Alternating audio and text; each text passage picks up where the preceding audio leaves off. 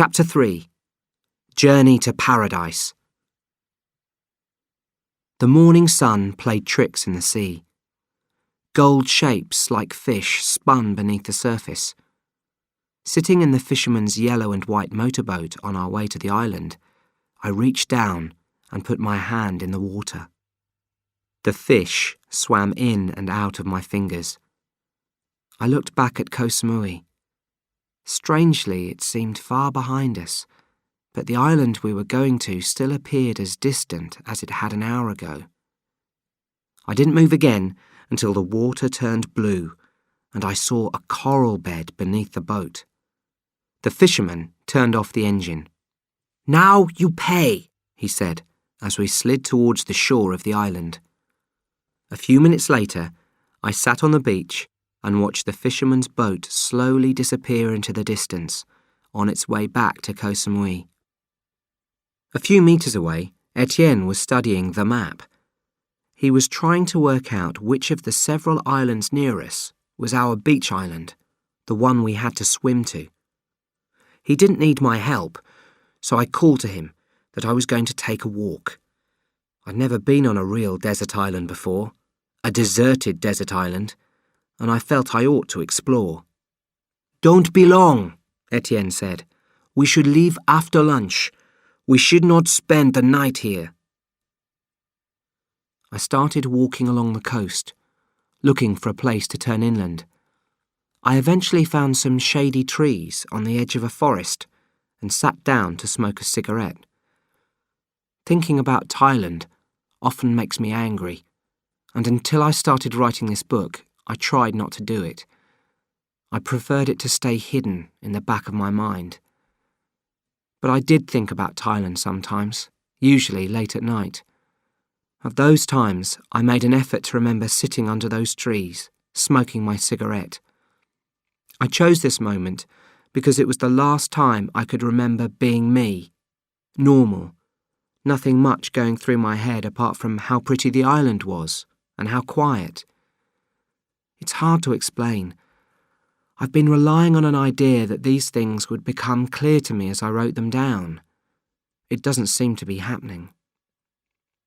When I got back to the beach, I found Etienne making lunch. I looked around. "Where's Françoise?" I asked. "She went to see how far it is to our island." When she came back, Françoise said our island was 1 kilometre away. To me, it just looked like a long swim. "Are you sure we can do this?" I said, more to myself than anyone else. "We can," said Françoise. "We can try," Etienne corrected her. We each took a few essential things from our backpacks and put them in strong plastic bags. The idea was that the bags would float on the water as we swam. They were strong enough to lean on, so we only had to swim with our legs. Then we hid our backpacks under some bushes. At 3:45, we were ready to leave. As we started to swim, I heard Françoise say behind me, "Maybe more than 1 kilometre." Etienne said something in reply, but it was lost as a wave broke. The swim passed in stages. The first was full of confidence, chatting and making jokes about sharks. Then, as our legs began to ache, we stopped talking. The jokes about sharks became fears, and I started to doubt that I had the strength to finish the swim. We were about halfway between the two islands. Not being able to finish the swim would mean dying. And then, strangely, things became easier. My legs seemed to kick automatically, allowing my mind to move beyond the pain. I was just thinking that I should try to pass my driving test if I got back to England, when I saw some wood on the beach ahead and realised we were nearly there. When we reached the beach, we all fell exhausted onto the wet sand. "We've done enough," I said. "We're staying here tonight." "But our special beach may be close, no?" said Etienne. "Shh."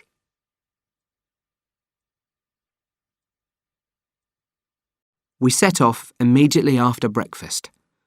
According to Mr. Duck's map, the beach we were looking for was on the other side of the island. At first, we walked along the coast, but the sand soon turned to sharp rocks. We realised we would have to go inland and find our way through the jungle. The first 200 or 300 metres from the shore were the hardest. The spaces between the trees were covered with strange bushes with small leaves that sliced our legs like razors. But as we got further inland and the ground began to rise, there were fewer plants on the forest floor, and we found animal tracks that we could follow. After 2 hours of walking, we found ourselves at the bottom of a particularly steep slope. Etienne was the first to reach the top. "Hurry up!" he called enthusiastically. "It is amazing!" I climbed to the top next, leaving Francoise far behind. The slope led up to a shelf the size of a football pitch on the mountainside, so flat and neat that it seemed unnatural compared to the surrounding jungle. Etienne was ahead of me, standing in some bushy plants that looked familiar. "Cool," I said. "Dope." Etienne grinned. "Have you ever seen so much?" "Never." I pulled a few leaves from the nearest bush. "We should pick some, Richard. We can dry it in the sun and—" Then he stopped. "Wait a moment. There is something funny here." "What?" "Well, it is just so... These plants." His face turned white. "This is a field." I froze. "But it can't be a field. I mean, these islands are... The plants are in rows." We stared at each other. "We are in deep trouble." Just then, Francoise appeared, calling out to us. "Hey, I've seen some people further up the mountain. They are coming this way.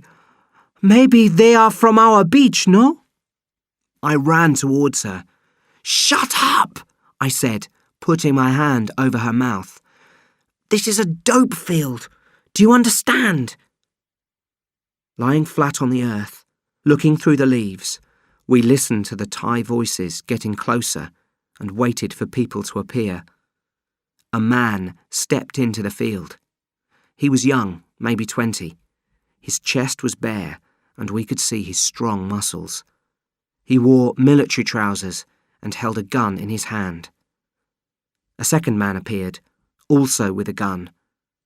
They stopped and exchanged a few words. Then another man came out from the jungle and they set off again, down the slope we'd just climbed up. 2 or 3 minutes after their voices had faded away, Francoise suddenly burst into tears. Then Etienne started crying too.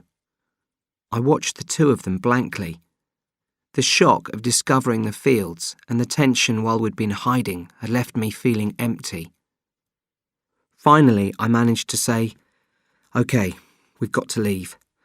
They might come back soon and find us." "Richard," said Etienne, "I do not want to die here. You must get us out."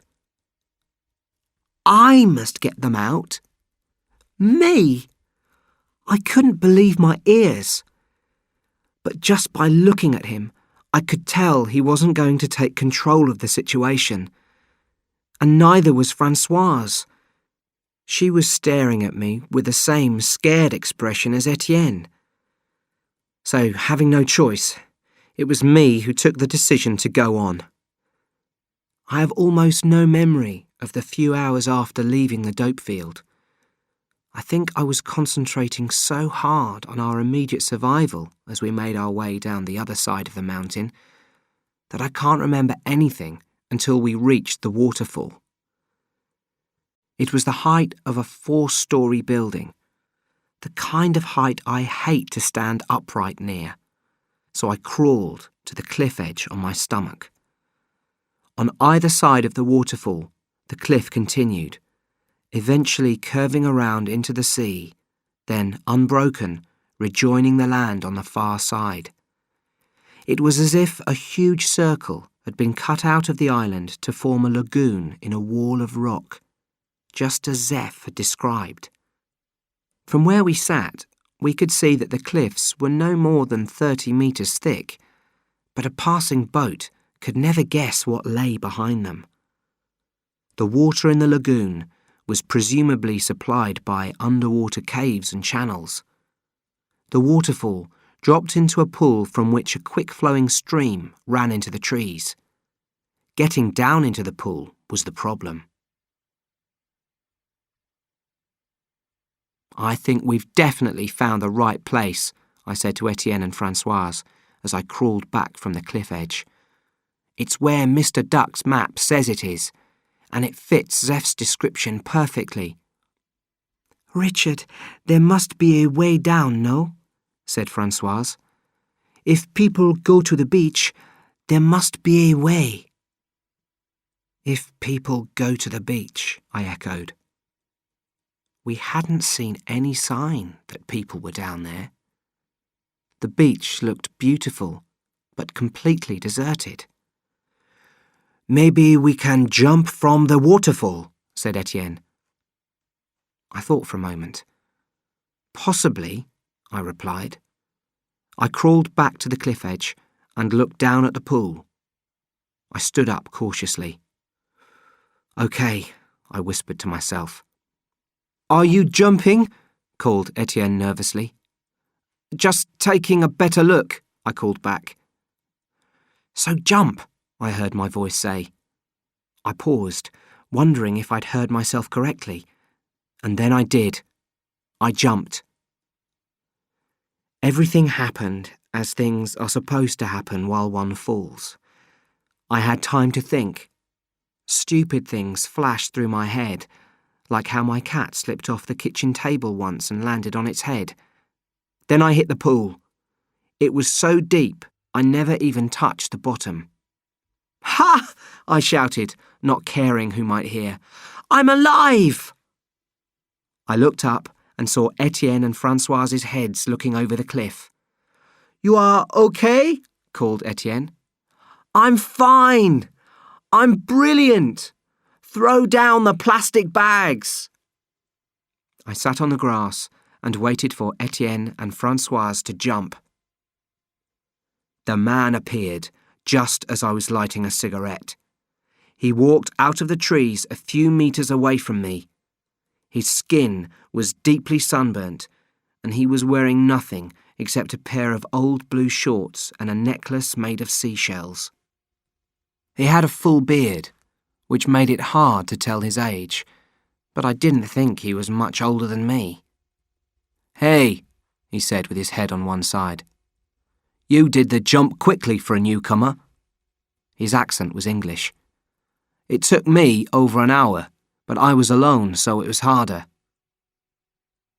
Over the sound of the waterfall, Etienne's voice called to me, saying he was going to jump. He wouldn't have been able to see the man. I didn't bother to answer him. When Etienne and Francoise had both jumped, we followed the man through the trees. We didn't talk much as we walked. The only thing he would tell us was his name, Jed. He wouldn't answer the rest of our questions. "Easier to talk at the camp," he explained. "We've got as many questions for you as you've got for us." At first glance, the camp was like I'd imagined it might be. There was a large, dusty clearing surrounded by trees, with some huts and a few tents. At the far end was a larger building, a longhouse, and beside it the stream from the waterfall reappeared. I only noticed after looking at all this that there was something strange about the light. It was more like dusk than midday. I looked up, following the trunk of one of the huge trees. The lower branches had been cut away, but higher up the branches began to grow again, curving upwards over the clearing until they joined with the branches from the other side. They had formed a ceiling of wood and leaves over the clearing. "We don't want to be seen from the air," Jed explained. "Planes sometimes fly over. Not often, but sometimes." He pointed upwards. Originally, the branches were tied together with ropes, but now they just grow that way. Clever, huh? Amazing, I agreed. I was so busy looking up that I didn't even notice that people had begun to come out of the longhouse and were walking across the clearing towards us. 3 people, to be exact. 2 women and a man. "Sal, Cassie, and Bugs," said one of the women in an American accent as they reached us. "I'm Sal, but don't try to remember our names." She smiled warmly. "You'll only get confused when you meet the others, and you'll learn them all eventually." I'm not likely to forget a name like Bugs, I thought to myself, managing not to laugh. I frowned and put a hand up to my forehead. Since jumping off the waterfall, my head had been feeling increasingly light. Now it had started to feel like it might float off my shoulders. Françoise stepped up to the woman and said, "Françoise, Etienne, and Richard." "You're French. Lovely. We've only got one other French person here." "Richard is English," Françoise said, pointing at me, and I tried to nod politely. "Lovely," said the woman again, watching me curiously out of the corner of her eye. "Well, I know you're all hungry, so let's get you some food." She turned to the man. "Bugs, can you make some soup? Then we can all have a long chat and get to know each other. Does that sound good?" "It sounds great, Sal," I said loudly. "You know, you're quite right. I do feel hungry. We've only eaten—" Jed ran to catch me as I fainted, but too late. As I fell backwards, the last thing I saw was a tiny bit of blue sky through the leafy ceiling. Then darkness rushed in.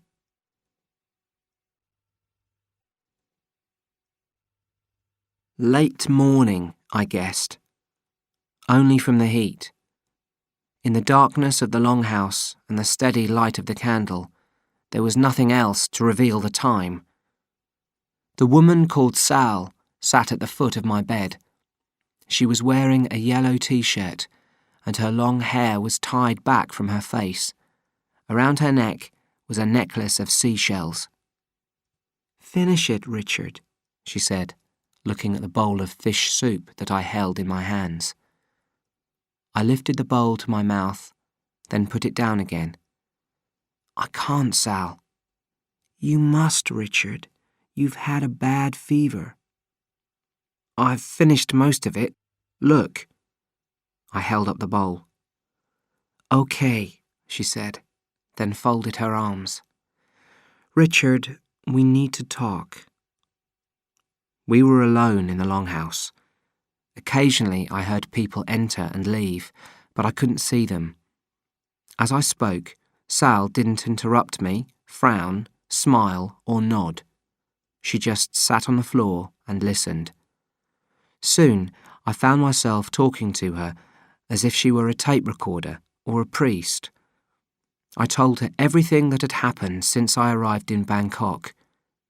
When I told her about finding Mr. Duck's body, she looked sad. The only thing I didn't mention was that I'd given 2 other people directions to the island. I knew I should tell her about Zeph and Sammy, but I also thought she might be angry if she knew I'd spread the secret. Better to wait until I knew more about the camp and the other people who lived here. At the end of my story, she smiled. "Well, Richard, it sounds like you had quite an adventure getting here." I waited for her to continue, but she didn't. Now can I ask you some questions, Sal?" I said quickly. "I have some things to do, Richard," she said, standing up. "Just a few questions." She sat down again. "Okay, 5 minutes. Well, first, I'd just like to know something about this place. I mean, what is it?" "It's a beach resort, a place to come for vacations." I frowned. A beach resort? I felt so disappointed. I was a traveller, not a tourist. "What did you think this place was?" asked Sal. I don't know. I didn't think anything, really.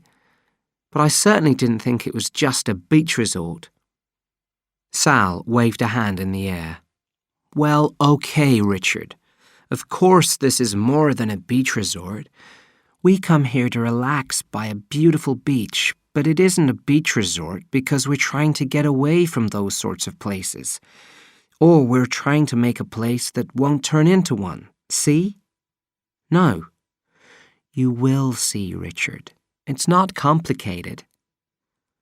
How about the gunmen in the dope fields? I asked. Are they anything to do with you? Sal shook her head.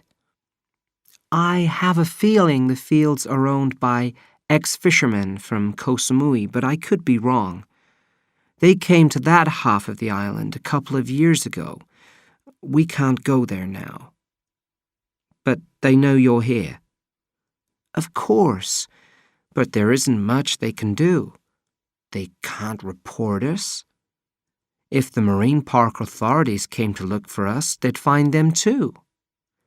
One more question, I said, as she stood up to go. The man in Bangkok, Mr. Duck, you knew him? Yes, she said quietly, then began walking away. He was a friend. But, okay, just one more question. Where's the toilet? Outside, second hut along by the edge of the camp, she said, as she left the longhouse. When I went outside, I counted 9 tents in the clearing and 5 huts, not including the longhouse. The tents were only used for sleeping, but the huts all seemed to have different uses. Apart from the toilet, there was a kitchen and a washing area. The other huts were used for storing things. One contained carpentry tools, and another some boxes of tinned food. As I wandered around the clearing, I found it strange that the camp was so deserted. Where was everybody? Where were my friends, Etienne and Françoise? I began to feel a little lonely and sorry for myself, so I decided to get out of the clearing and try to find them. By good luck, the path I chose led directly to the beach. I'd walked a few hundred meters when I noticed some people splashing around in the sea near one of the large rocks. At last I'd found someone. As I got nearer, I saw that there were 6 swimmers fishing with spears. They seemed to be catching a lot of fish. When they came out of the water onto the beach, none of the group noticed me. I had to stand there for a few moments, waiting for one of them to look up. Etienne finally saw me. "Richard, you are better!" He raced over to me. "Everybody, this is our friend who was ill." "Hi, Richard," the swimmers said. I was introduced to all of them. Moshe, a tall Israeli guy with a loud laugh. 2 Yugoslav girls whose names I could never pronounce and certainly never spell. And then Gregorio, who I liked at once. He had a kind face and a soft Latin accent. As we walked back along the beach, Etienne told me about what I'd missed while I'd had a fever. Then Gregorio came up to me. "You feel a bit strange with all these new people?" "Oh, yeah, a bit. These first days are difficult, of course, but do not worry. You will find friends quickly, Richard." I smiled. The way he spoke made me feel a lot better. When we got back to the camp, it was full of people. A fat guy was busy preparing fish outside the kitchen hut. Beside him, a girl blew on a wood fire. Most of the people were just walking around the clearing, chatting. Gregorio was right. I did feel strange, a bit like a new boy in school. As I looked around, I wondered which of the faces would become my friends.